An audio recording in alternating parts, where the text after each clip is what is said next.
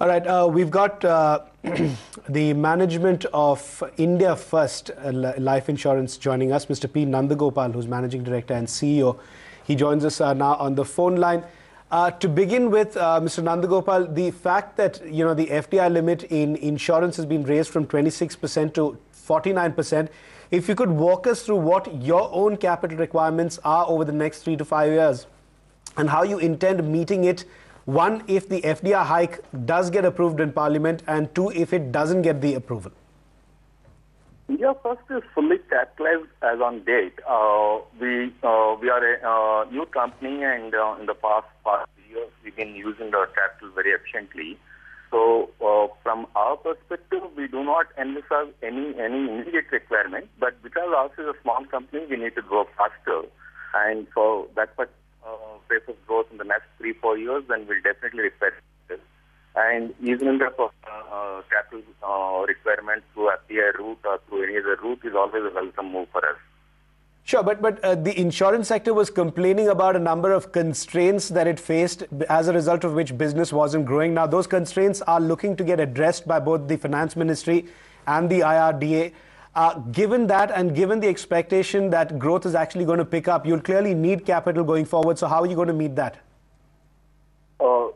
Yes, in a way, of course. I mean, the additional capital is always welcome. But because our business model is more bank assurance, and we do not require capital as much as perhaps an agency-driven company.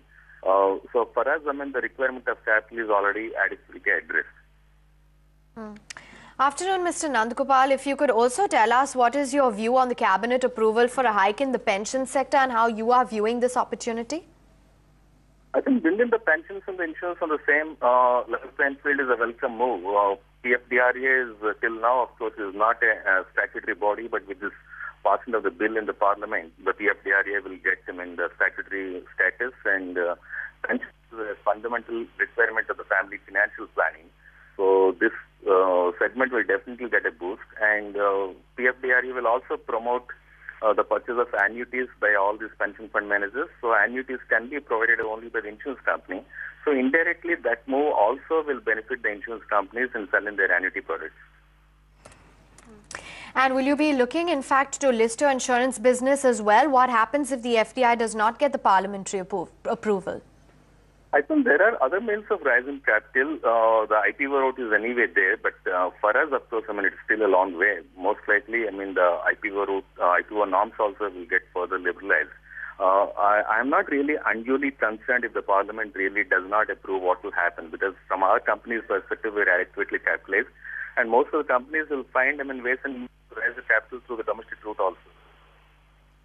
Okay, we'll leave it at that. Thanks very much, Mr. Nandagopal, for joining in and giving us your view on the FDI, which has been cleared in insurance for 49% from an earlier 26%.